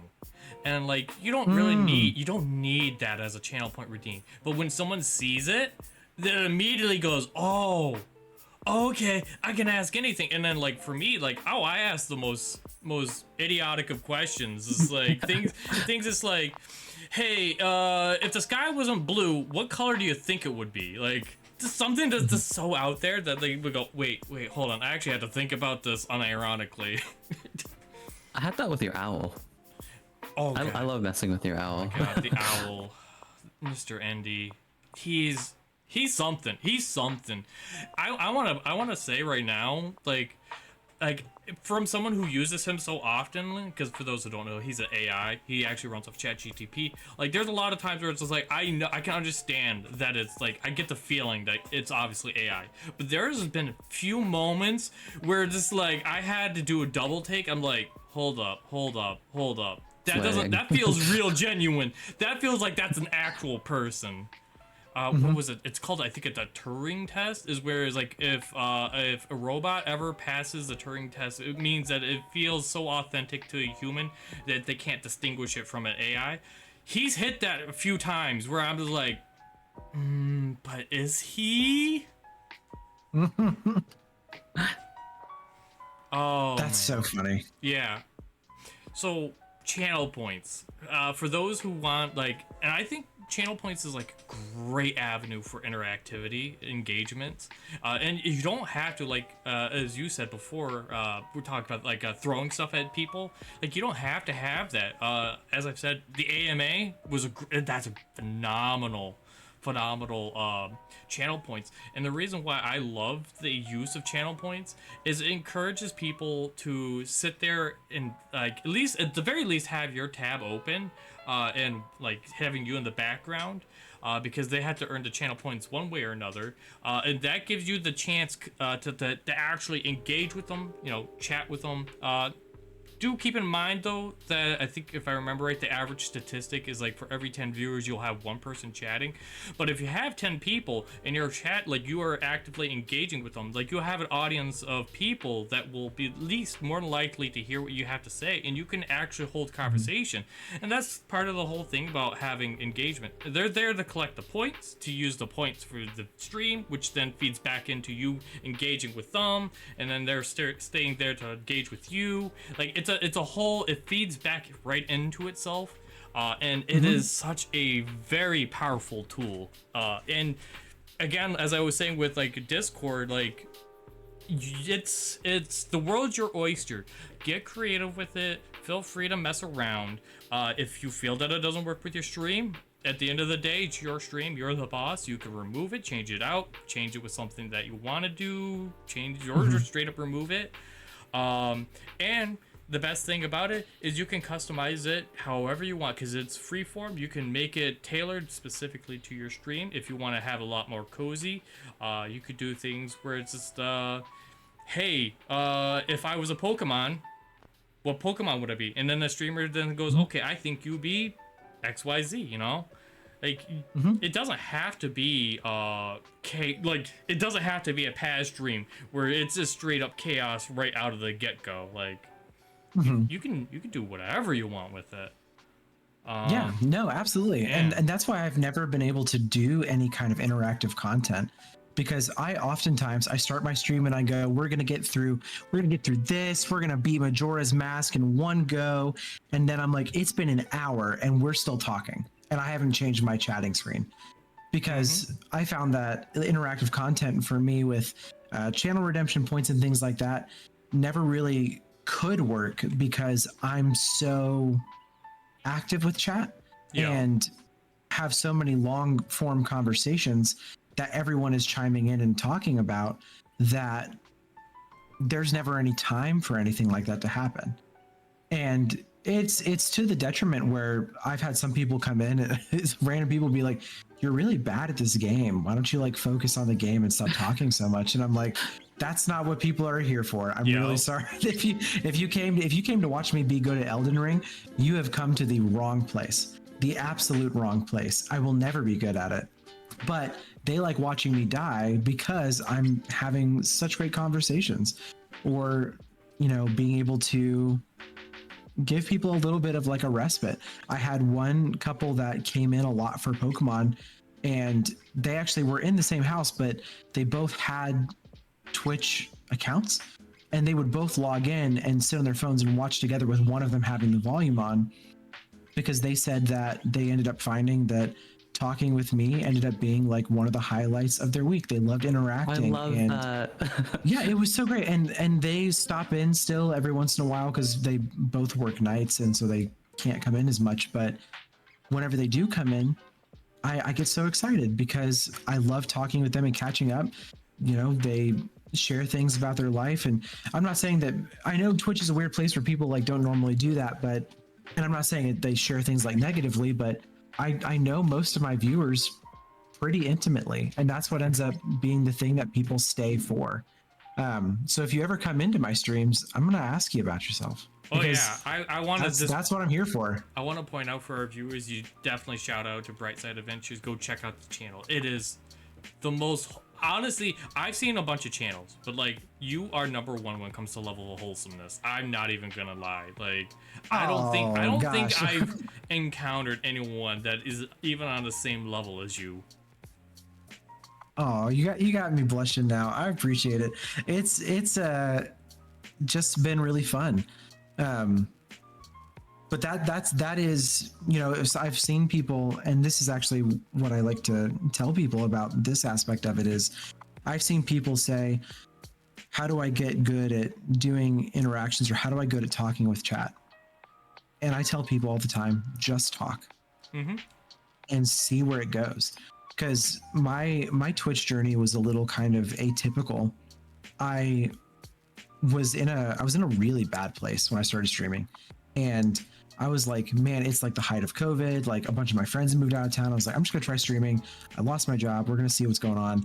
And just had one person stop in that first stream, and I didn't like share with any of my friends that I was doing it. This person came in, and we were just talking, and we got to talking, and then more people came in and saw that me and this person were talking. And on my first stream, I ended up having like 12 consistent viewers for like 5 hours of like all of us just talking. None of them knew each other. I didn't know them. And that ended up showing me like, oh, I think having those conversations is going to be what's happening there. And then that actually ended up just continuing. And then people I knew started coming in, and I had my affiliate after 2 weeks of streaming. I think I streamed 7 times. And I like to tell people, if you're ever nervous about that aspect of like talking because you don't know about setting up things like channel redemptions and things like that, just talk about what's going on in the game and read chat, and you'll get used to it, because it is really nerve-wracking. Because the number one thing that I tell people shoots people in the foot when it comes to streaming is lack of being able to have content or talk to people. Like, I've gone into streams to check out a game I'm interested in, and I see the streamer there. I'm like, hey, what's good? And they're like, hey. And then they start eating a sandwich and drinking a Slurpee for like 20 minutes. You know what I mean? And it's like, there's ways to practice by just practicing. And I think that's the key to both of those things, is try things out and don't be afraid to experiment, because you don't know what's going to work. And sometimes you might find it really quick, like I did, or it may take you a little bit of trial and error. I like to tell people, if you're going to try streaming, give yourself 6 months to figure things out, because it takes a lot of trial and error to get you exactly where you want to be. Honestly, that's an amazing segue. That leads directly into responding and interacting with chat. Like, I couldn't have planned that, but that's just fell right into the lap. Because that's where I'm at. You know what I mean? Like, I'm trying to like relate into that as well as I can. So if it segued perfectly, I am so glad that it did. Yeah, well, then I have to ask you, is this like, so for someone, because like, I'm gonna be honest, I'm gonna keep it $1.50. I am not the greatest at holding and keeping a conversation. I'm just fumbling around, just trying to keep things going on my own stream. I am basically the jester that is dropping all the balls trying to juggle. But I mean, people enjoy that. So my question to you would be like, all right, so how would I get, like, I know obviously a lot of it starts off with like, small talk. How would I get into that? How would I start, doing small talk with viewers and stuff? Yeah. So normally when I get a new viewer come in, I usually ask the same few questions. I go, hey, welcome in. What brought you in? Oh, this brought you in. Great. If you just want to watch and hang out, you're just chatting once or twice, that's cool. But I guess you came in because you like this game also. What do you like about this game? And then that usually leads them to open up just a little bit more. Because if you're going to come in, I'd love to know what brought you in. Was it a thumbnail? Was it the title? Was it just because you clicked a random one? Awesome. What do you like about Pokemon that you're watching me stream right now? What's your favorite Pokemon? If you just chatted and followed, you have a Pokemon on screen now because I use stream avatars. What's your favorite Pokemon? I'll make that on screen for you so that you can see your favorite Pokemon with your name. It's usually just asking the baseline questions that you would ask someone on Twitch of, what do you like about this game? and it usually opens up into something. Because what I found is that people will say a lot. If you say, oh, you like Pokemon, tell me about it. What was that's your favorite Pokemon? So I guess this is your favorite generation. It's building and listening, because I think the key is listening to what people are saying. Because it's easy to go, thanks for coming in, thanks for the chat. But if you listen to what they're saying and respond accordingly with more questions, people are going to be way more likely to open up. And I've had people say things like, oh yeah, I loved Gen 1 because when I was a kid, like I didn't have a lot of friends, and then I found Pokemon and I found great community through Pokemon. And I'm like, that's amazing. I grew up when Pokemon came out, and I can tell you all these things that I enjoyed about it. And so it just kind of leads itself into doing that. So I think asking easy questions for them to answer always leads to great conversation as you continue down the line. And it's something that I think takes work for people. I found that I'm very good at doing that because I did improv comedy professionally for a really long time, and I did theater professionally for a long time. It's just a lot of things that I did in my professional life that forced me to have to think on my feet very quickly. And so now I do sales professionally. And so that's what I do. It's just kind of led into me being able to ask those conversations and having to learn it in my day-to-day life that helped me to do that in stream as well, if that makes sense. Oh, totally. One thing I do want to mention, though, think about it, kind of reminding my early days of Twitch streaming. I started when I, with 0 viewers. Even when I had, multiple my own devices online running, it still would show unironically 0 viewers. But, whenever someone would chat, because, I did do the whole, still talk while you are streaming just to make sure it's not a quiet stream, so that way people know that you're actively trying to produce, I don't know, content. There's a word here that's better than whatever I'm using, but I would talk. But the problem is, because I'd go, hours without one single chat message, and then when that one would come in, it's because I wasn't expecting it, I'd keep going doing my normal business, and then it would go unresponded to. For those that, to help negate something like that from happening, my recommendation would be to set up a sound notification whenever a message pops in. Doesn't have to be anything obnoxious, but definitely something where you yourself will be able to recognize what's going on. Because sometimes that first message, you have a very limited time window before they go, all right, they're not responding, I'm gonna head out. So I would recommend doing something. It doesn't have to be a sound notification either, but do something where it's you are able to recognize when you do have that message pop up, because again, you have a short window before they're already gone. One thing I've told people that I think they've found success in doing is always talk like you're talking to chat. So whether it's talking just to talk or pretending like a chat is there, just going oh man, that was crazy, wasn't a chat. And then whenever you say the word, remind yourself to look at the chat window and see what's going on. Or chat, what do you guys think about this? It forces you to have to look, so that not only are you then checking the chat to see if you got a message, but it doesn't come across ingenuous or you're overly excited that you've got a chat for the first time. It just comes across you are actively being there with your chat and present, which I think kind of helps warm you up for when you get that person in there. I love that. I think with conversations... Oh, sorry, go on. No, I was just going to keep going on about how much I love that tip. Go ahead.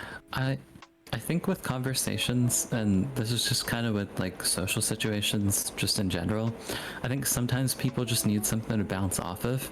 And when you lend them that kind of hand that Brightside was alluding to of, yeah, wasn't that neat chat or that kind of thing, it gives them an opportunity, even if it is just, yeah, that's all right. It doesn't always have to be like a 3-page report, back to you kind of thing. So I love that. Yeah, I'm gonna need my chat to go ahead and give me an essay by the end of stream on how crazy that was. APA cited. Oh, do we have anything else in regards to interacting, responding with chat that we need to go over? Because I've already hit my bullet points. Because again, this isn't my strong suit. I think it's an underrated thing where people think that the game is going to bring people in. And I've said this all the time, the game might bring people in, but they stay for the streamer, not for the stream. And so they're going to stay because they enjoy you as a person. The average person stays in a Twitch stream for 7 seconds. And on top of that, if you don't have a face camera and you don't have a VTuber model, if you don't have either of those things, they will never click in, is what studies show. So it shows that subconsciously people want to have that interaction. So just something to work on and practice, because that's going to be what keeps people around. That's my last point. Just I always love to say that, because they're going to stay for who you are, not for the game we're playing. I like the numerical insight you're able to provide. No, I agree. I've popped into people with that doesn't do like even just like a PNG, like a representation of themselves, and just on average, it's no offense to them, but like it just statistically speaking, it is way smaller of a viewer count than just even someone who just uses a PNG to represent themselves whenever they're on screen chatting, you know? Oh, I'm chock full of statistics. I can give you Twitch statistics all day, because I think it's important for people to hear them. Because sometimes people think like, I'm gonna be honest with you, I love statistics. I love numbers.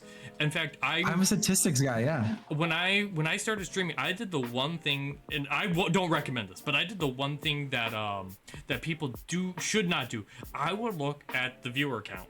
And the reason why I did that is like when I was actively trying to work on making my streams better, being more engaging, like that to me shows me when I had a higher average view count, even if it was just by like 1 or 2 numbers, it showed to me, hey, this is what's working, continue this. And then when that number was lower, it's just like, this isn't working, you gotta change it up. Maybe like, for example, there's been times where it's just like, maybe it's a lull in the game, maybe I'm slowing down, I'm not being as interactive, not being as chatting, and then I look at the number, I go, oh, that's right, I gotta get the energy back in here, I gotta start talking, I gotta be more engaging.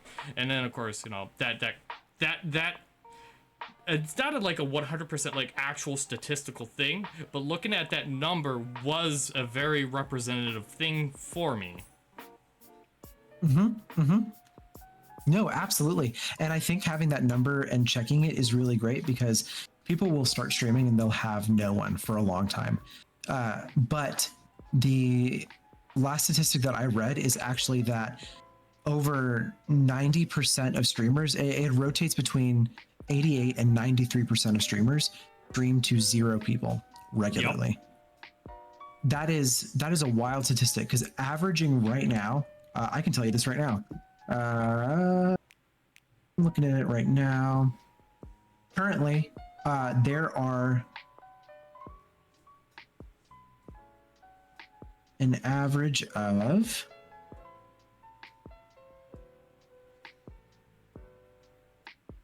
let me see. The statistics are giving me something weird. There is an average streamer count over the last 12 months of 8 million people actively streaming. There's 8 million people streaming with an average concurrent viewer count of 2 million people watching. So there is only 25% of people who are on Twitch are watching than who are streaming. So it is okay to stream to nobody for a while, because the second you have one person watching your stream, you're instantly in the top 10% of streamers. Yep. Which is unfathomable in some ways. And if you have 3 people concurrently viewing, that jumps you up to the top 5. Yep. That's insanity. And so having that viewership to check, like you were saying, is wildly important, especially knowing those numbers, because that's a great way to keep yourself energized. One of the things I loved doing early on is I would compare, like, there's a way you could look at like the charts and see where you are on the charts for like streaming. And like when I would see that I was like in the top 5%, that was like, mind you, I had just hit affiliate. I'm like, that was mind blowing to me. And then like, a couple of months later, I check and I was at the top 3%, then the top 2%, something like that. And it's like, to me, that's such a mind boggling number. That is just like, statistically, like, I understand why it's like that, but like realistically, to me, my brain goes, that's an impossibility that's happening. And for me, it, like you said, it's very uplifting. It's very invigorating to the soul. No, it really is, and it's interesting that you say you can go and check those things, because it is really cool to see where you stand when stuff like that happens. Like, I got genuinely curious right now as to, oh, I wonder what that looks like for me, and I've had some inconsistent scheduling myself just due to things that have happened in life. But when I look at what's going on, my hours watched according to Twitch tracker is a steady upward slope. And that makes me feel so good. Even though I have been a little inconsistent and all these things happen, that's just so cool to see. That's just really awesome.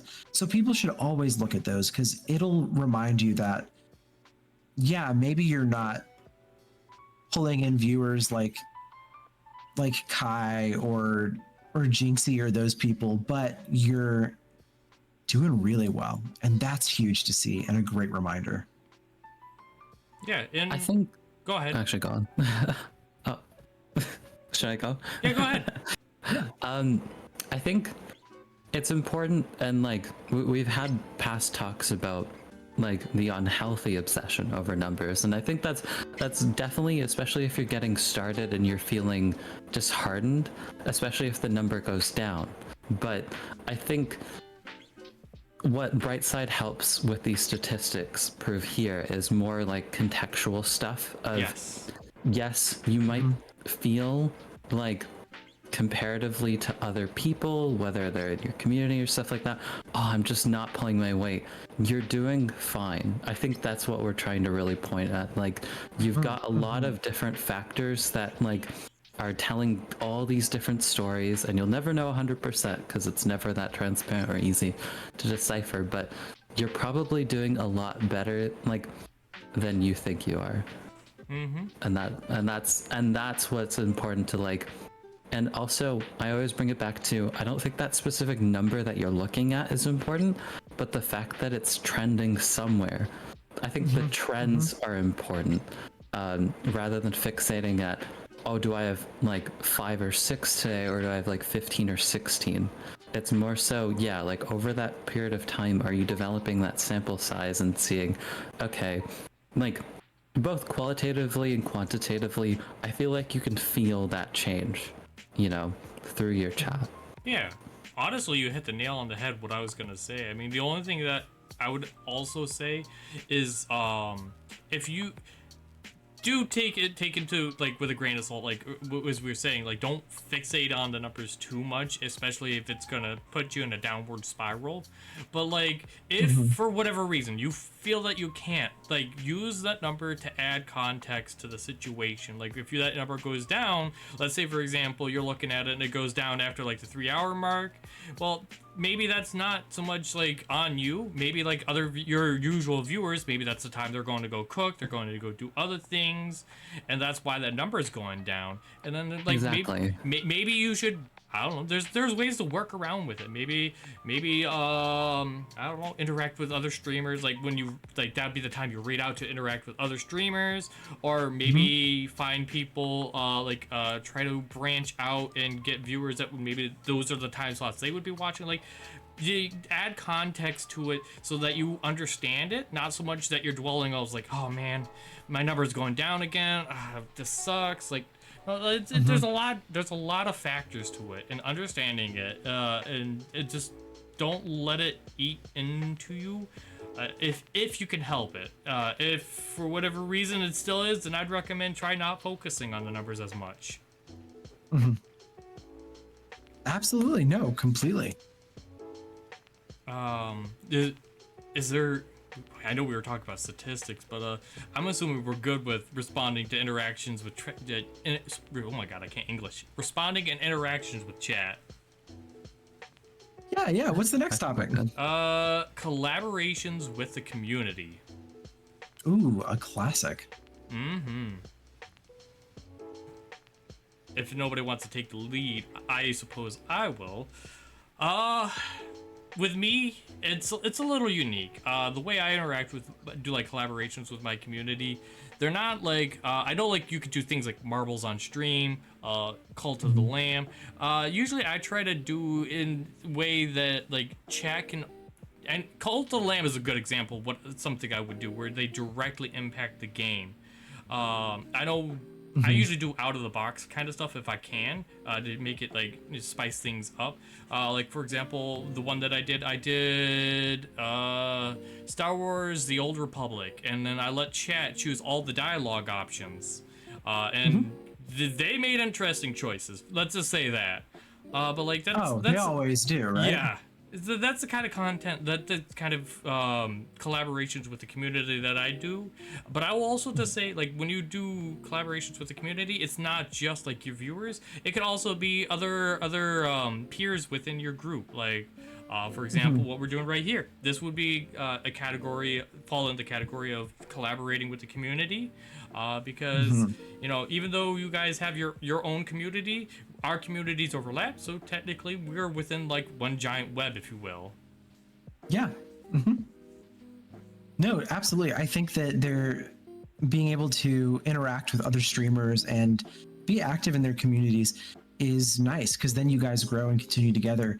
But what I really like is people who do it just because we like each other too. You know, a lot of people will jump into Twitch streams, and everyone has done this at one point where they go, hey, drop to follow if you could follow me, or like if you can raid me later because I'm going live. That doesn't count as community building.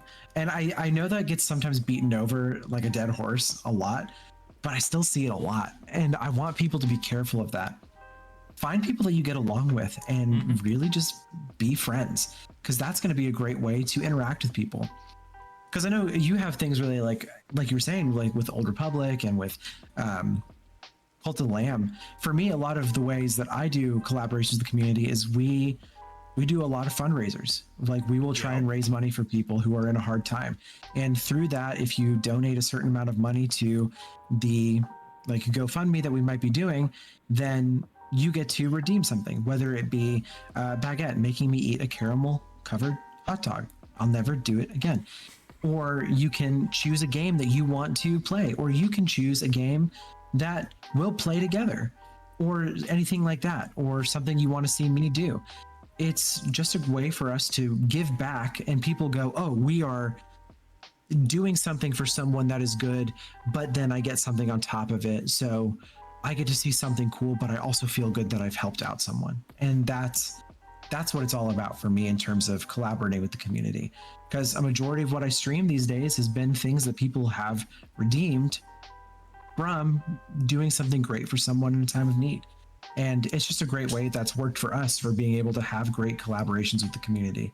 But that's been my main source of community collaboration outside of doing things like this, or just playing. Like on Baguette's birthday, we played Left 4 Dead together for a while on stream. And so stuff like that, it's just a great way to bring everybody together under a certain cause. Yeah, no, 100%. I've done a few, last one that I can think of is me, OMG, and McNux did a charity stream where we did Raft, where the viewers could donate money to interact with how the game, like, it directly impacts the game. And then that money went directly to, if I recall correct, actually, Baguette's charity that she had set up for, I think it was cancer? My mind's a little hazy on that, but, like, and that was a lot of fun, even though I totally goofed and forgot to set up my donation chat thing. But we'll just completely overlook that. But no, that was a lot of fun. And honestly, that's a phenomenal way of getting communities together. I do want to point out though, like, or not really point out, bring attention to, like, if you set something like that up, like, definitely plan it in advance, and make sure that, like, you are communicating with the different communities, because if it's a spur of the moment kind of thing, and, like, there's no communication, like, with the communities, your community, like, how to put this, like, everybody's little, all the peers with their community, they directly have information come from that streamer. And if you don't notify them, like, hey, I'm going to be over here, I'm going to be doing this with them, like, your community's not going to natively know that. So being communication, having communication with your community, I definitely will say plays a large part in setting that up. So it's just something to be wary of, and making sure that you are definitely engaging with your community, letting them know these events. Mafia, have you done anything like that? I'm trying to think of like a unique example in which I was able to do that. So, I guess outside of streaming, I help out with some. What is it? I've helped out with like other projects and stuff like that. And what was it? I'm trying to think. Like this is a different level of community. I got Bag on for a anime collaboration. So Oh yeah, I remember that. the university that I attended, for example, I kind of helped expose like the whole VTubing side of things to that, and that was really neat. Where like my worlds are colliding. Where like the anime club that I was a co-president of, here meet Bag, you know, Vroid extraordinaire kind of thing, and let's make some models. And that was really neat. Luna / Sleepy Myths, along with two other VTubers, we were able to get on for a con that I help essentially run. So I guess like I have an interesting relationship with the way I've built my communities, where they're weirdly very interconnected with my IRL communities. You know, like my friends IRL are talking about, you know, friends like that I have online. It's like, it's very weird, it's very surreal, but it's these pathways that let you collaborate in ways that aren't just streamer focused, but just kind of even IRL focused. You can almost do the reverse with it, where now that you've kind of got aspects of streaming and the connections that you've developed through being a content creator, that can actually help you out IRL too. It depends on your comfortability level. I'm a little more open than some others are. I think it's especially if you're a flesh tuber or whatever term we like to use them. I think you see that a lot. I'm so uncomfortable with them. But yeah, like you'll see it a lot. I think a lot of people VTube for the sake of almost privacy. I kind of just like having it's a create your own character kind of, you know, persona kind of thing that I just love. But yeah, I use what I've learned in this sphere and what I've developed in this sphere in other aspects. So don't be afraid to, when we think of collaborative stuff, when we think like, it's like, oh, you're going to play a game with me on stream, or we're going to have like fundraise and stuff like that.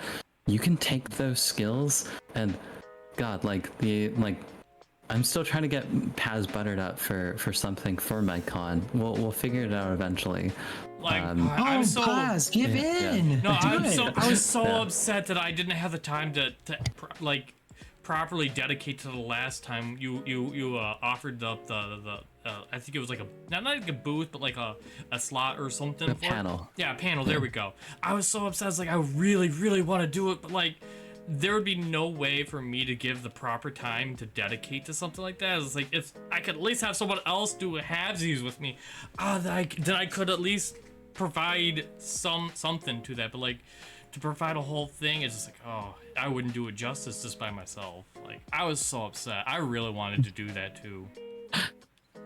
But yeah, opening up those new avenues, I'm all about trying to almost be a little unorthodox in my responses to things like these. So yeah, that's a new avenue for y'all.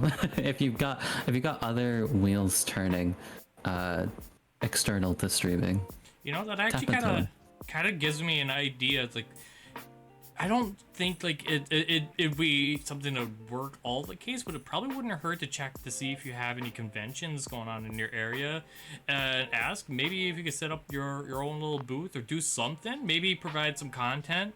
I think that'd be pretty cool. Heck, I mean, as weird as it would say, like if you do your own art, maybe sell art of your VTuber model or yourself or your content. If you could set up a booth there, and I don't know. Like, think outside of the box. You know, I would have never thought of doing any sort of like panel at a convention. That was so far beyond my scope. It wasn't even a thought.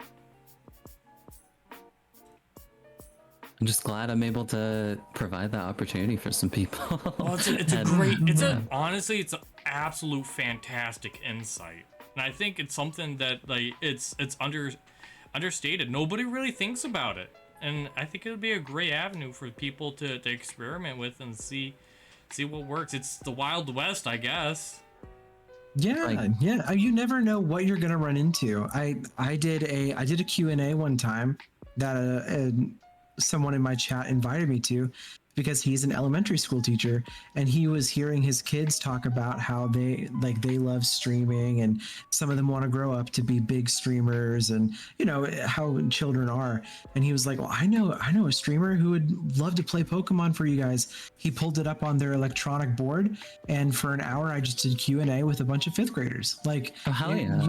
It was so much fun, and I loved every second of it. You never know what kind of a thing you might find to do things like conventions or just meet people, and it was a lot of fun. And so it's just so cool to do stuff like that. No, 100%. Like, I say if the opportunity ever arises for something that's just kind of out of the blue and something that you as a content creator don't feel, I don't want to say not comfortable with, but not comfortable with in a way that's just like you're unfamiliar with, not so much uncomfortable with in the other aspect of it, I say if you have the availability to do it, because you never know what's going to happen, you know? Maybe you'll find you really, really enjoy it and you maybe want to do more of it. Or maybe you'll find out, hey, it wasn't for me, and you'll know for the future, you know? Mm-hmm. Agreed. One thing I have written down here that we really haven't, I mean, we kind of touched upon, but like special events / giveaways.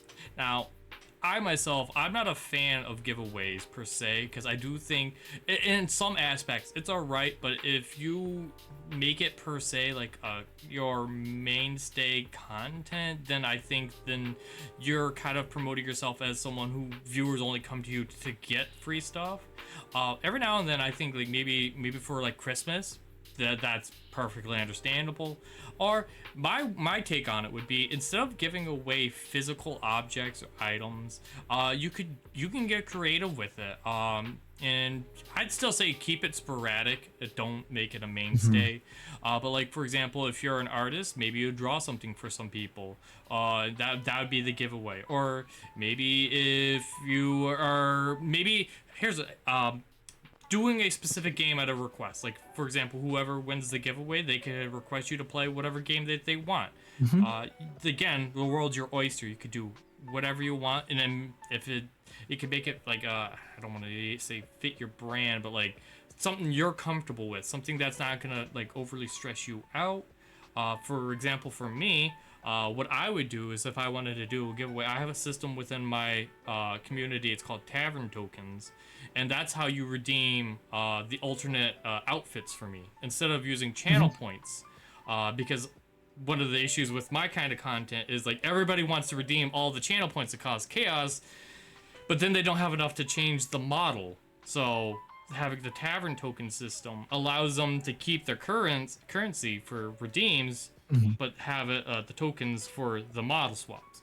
And I could just give away the tokens for people, and then that for me would be the giveaway. And then you could tailor, like, heck, you could just straight up take my idea if you really wanted to. I personally don't care. But like, you could tailor your giveaway so that way it's not going to cost you something monetarily. Technically, I guess it won't cost you much time depending on what you're doing. Like, and then at the end of the day, you're still providing value for your viewers. And then also it kind of shows your viewers if I don't know. There's a word here, I guess, that not so much that you cared, but there's that you I guess respect, maybe. There's a term. There's a very, you're appreciative. There you go. That's the word. That's the exact word. Yes. Because at the end of the day, and I completely agree with everything you said. I don't think anybody could say that any better. It doesn't have to be something monetary that you give away, and it's best to keep it sparse and sporadic, because otherwise you get known as something that you don't want to be known as. And I think giving away things that you can create or just your time is something that people want, because people are coming and they're subscribing to you. And so this is a great way to be appreciative of people who are giving you not just their time, but their money. And sometimes that can be a lot of pressure, but even just giving back some of your own time or your own creativity is all they really want, because they're here because they like being a part of your community.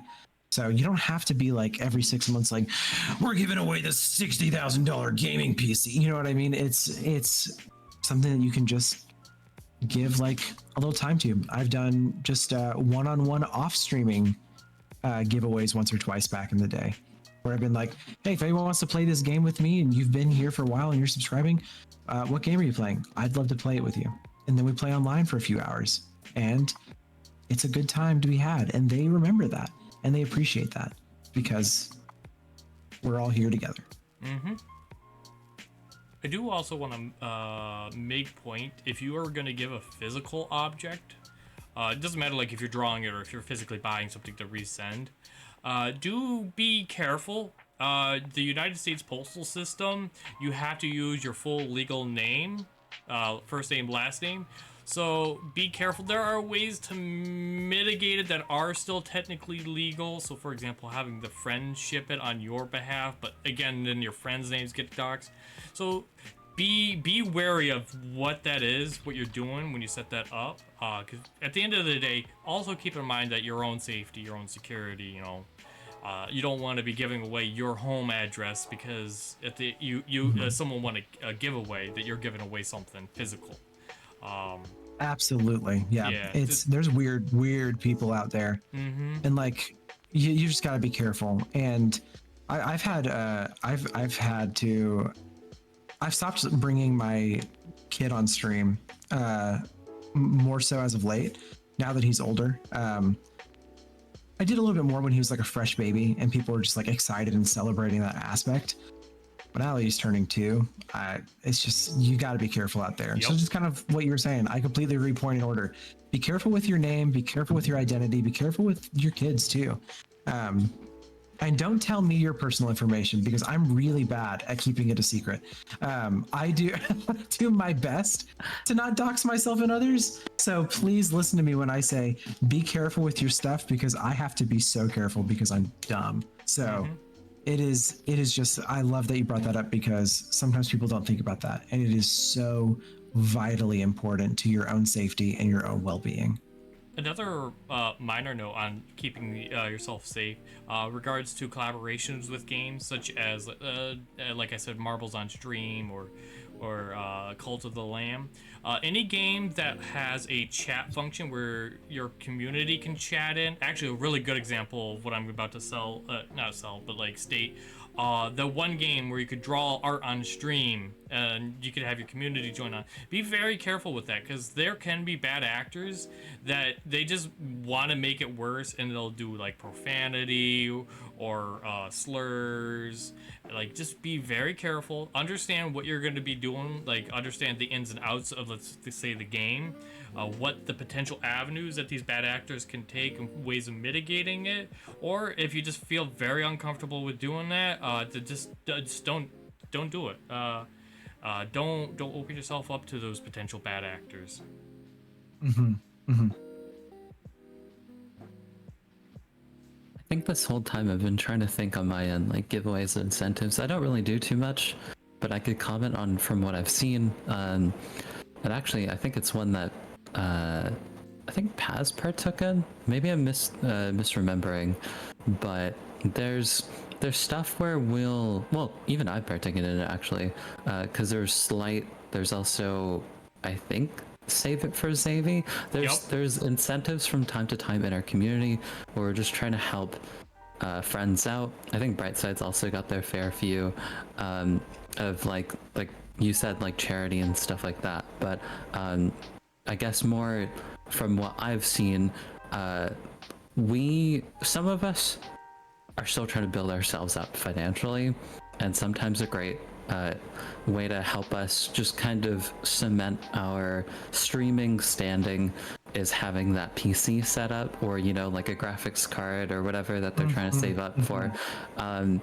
and there's just stuff like that where I think even Paz like offered to help pitch in, but I was being stubborn. But like I think my chair broke or something like that. And it was just like it's a great way to kind of almost galvanize your community into helping you. And I don't know if you can get sentimental value out of that item that they gave you, but you definitely like get that grateful feeling of, you know, you've helped me get to the point where I am, you know. So there's, I guess, that incentive in itself. And make sure that you hammer home that, you know, don't take out a mortgage or a loan just to help me out, by the way. just want to preface that. But you know, if people have extra funds, it could always go towards, like, you know, very wholesome, nice objectives. Yeah. Yeah, the whole save for Xavier and save it for Slight. Oh, I enjoyed those collaboration events where we basically, I know for Slight it was for the computer. I don't remember. I think it was for Xavier. No, Xavier was also a computer. They needed new computers. That was phenomenal streams. I still remember those. That's actually where we got Baguette's for Xavier's where we got Baguette's chipmunk bag, I think is what it was. Those are phenomenal collaboration events. I still remember them to this day. But like, and on my part, like, yeah, I did contribute monetarily, but like it's not like I had to or anything. But like the whole community, like communities, I should say, it was more than just one, got together and we all helped pitch in for them to achieve a new streaming setup. Mm-hmm. Yeah, I think like something like that, even if you're just like as another person, you're collaborating with them per se, that to kind of help them. But you don't have to like be there to support them monetarily. You could be there to support them just by participating. And I guess the incentive there would just be that good feeling. But I think, like we alluded to, what you get out of it isn't always necessarily going to be a monetary thing, right? Honestly, straying away for that, probably better if you can. Yeah, absolutely. Yeah, I don't have any other topics to go over. I think we pretty much hit everything. There's one little bullet point back on interactive comment that I didn't hit, but for the most part we got everything. Is there Amazing. Is there anything you guys well, guy and gal wanna I feel like guys should be more gender neutrally used, you know, in normal conversation anyway. Well, either way, the point being is, do either you two have any other comments, any commentary, anything else you would like to add, anything we may have missed? I don't think there's anything we missed from what I'm thinking of. I think that either of you two had a great successful situation where, like, for example, maybe it was social media promotion where just something blew up that you didn't expect? I think for me, it was really those TikToks. Oh, sorry, go for it, Muffy. No, it's okay. I'm still working on it, but Brightside's got some stuff, I'm sure. Let's see. No, really, it was just those things that I talked about before. Being able to like cast people as Pokemon that I thought they were based off their content. Giving people advice because everyone wants to try streaming. Everyone I talk to, now that I've been doing this and had the even modicum amount of success that, you know, we've all achieved, I get approached by people all the time who are like, man, I want to do that too. I've always thought about it. Everyone thinks about streaming at some point, and just showing who you are is the best way to be the most engaging for your audience that you can. Because everyone thinks they need to be this like mid 2000s YouTube kind of personality, like craziness. And if that's who you are, then it's going to work. But just being yourself is going to get you the most audience engagement because people are looking for genuine connection. and people look for that on Twitch pretty frequently. And your community is going to be something that you're going to cherish and value. I know we all cherish our communities individually, and then our overlapping communities as well. And it's going to lead you to something really great in the long run. Good stuff. Yeah, I couldn't agree anymore. As far as topics goes, or additional things to be said, the only thing that I briefly mentioned on it before would be like, for kind of getting inspiration, just look around at your peers and kind of understand what they're doing, take inspiration from it, or if you can't put your own spin on it, just like acknowledge like, hey, we're going to be doing a tier rating system on, let's say, Pokemon. I got my inspiration from, and then let them know. And then, like, your community's not going to look down upon it, and the person, like, you took it from is going to be like, you're giving them credit where you got it from. So, like, because you can't own, I guess, an idea of something in a weird way of saying it. Like, the whole Smash or Pass, that originated from Markiplier, and like everybody has their own versions of Smash or Passes now. Like, so it's not like instinctually a person's per se.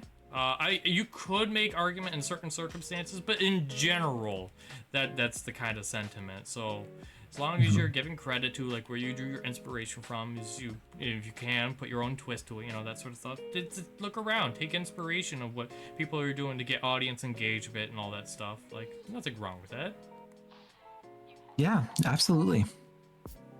Other than that, I don't have anything else to say. I think I'm all tapped out. Yeah. Well, I mean, I could go back on channel points, but I hit the major bullet points on that one. So I think it's amazing. We're what, 6 episodes in? I feel like the topics kind of intersect into one another from time to time, but it's been a pleasure, you know, meeting new people, like every other week, every other couple of weeks. And Brightside, it's been a pleasure. Yeah, absolutely. It's been awesome. Yeah, so as far as outros goes then, Brightside, where can people find you? Yeah, you can find me on twitch.tv/Brightsideadventures. I'm live on Tuesdays and Thursdays from 6:30 p.m. Eastern Time to 8:30 p.m. Eastern Time. Realistically, sometimes it goes a little shorter, sometimes it goes way longer, but 6:30 is when it starts, but I'll definitely be on then. That's where you can find me, and you can find me on Instagram at Brightsideadventures. Those are going to be the 2 best places, I think, to find me, or TikTok at Brightsideadventures. Yeah, I'll make sure that they'll be posted in the description below. My information will be there as per usual. Mafi, where can they find you? I'm basically Mafidella and everything, you know, lucky me, no underscores, no ones. but yeah, the past side eye, Twitter, great. But yeah, you can find me on Twitter, TikTok, but I might move my TikTok efforts into Instagram after our conversation. I know, right? I think I'm gonna start up Instagram myself. And then Well, have I not been following you already? Let me fix that real quick. There we go. And then we've got the Twitches and the YouTubes. I've got Mafi Plus, where you'll see those VODs, and then Mafidella, just blank. I currently just have the Nintendo Direct reaction on there, but I like to try some new things, and I don't know, going into this, didn't know much about Brightside too much. Just kind of, I think it was an Egan raid that exposed me to him actually. But yeah, I'm gonna get some thumbnail inspiration after this or something. So that'll be neat. And then Paz, where can we find you? You can find me on the internet, so I'm somewhere. Don't worry. If you really, really want to search me out, I'll make sure my information's in the description below. If it isn't evident, I'm not too keen on advertising myself. Probably something I should change. Maybe. I don't know. We'll see. That being said, I think Baguette's starting to pull into a McDonald's. We can finally get out of the trunk here, so I think we should all say goodbye. This has been Level Nice Up to see Live. everyone. Bye-bye. Thanks for joining us in the trunk. Have a good day and or night, everybody. Bye-bye. Bye.